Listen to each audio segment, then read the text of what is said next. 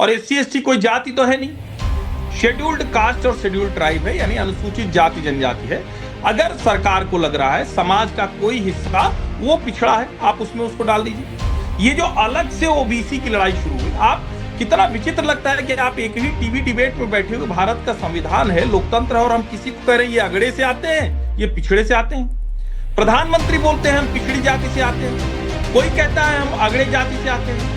सवर्ण, और ये मतलब समझ में नहीं आती। और जब आप 75 वर्ष जीत गए हमारी स्वतंत्रता के, हम जहां खड़े हैं, तो दो चीजें, एक तो ये कि जो जाति है, जाति तो कभी बनी नहीं, वो तो वर्ण था। अगर आप ये कह रहे हैं कि मनुस्मृति और तो उसमें तो वर्ण था, उसमें जाति का तो जिक्र नहीं। मेरे ठीक पीछे मनुस्मृति रखी हुई, इन लोगों की वजह से मैं खरीद के ले आया 4-5 साल पहले, उसके पहले तक नहीं थी मेरे पास। इतना इन लोगों ने नरक काटा कि मनुस्मृति से नहीं चलता, ब्राह्मणवाद ठाकुरवाद भी नहीं चल रहा। अगर चल रहा है तो सोसाइटी के भीतर वो कैसे ठीक होगा, जब आप दोनों तरफ से चीजें दुरुस्त करेंगे।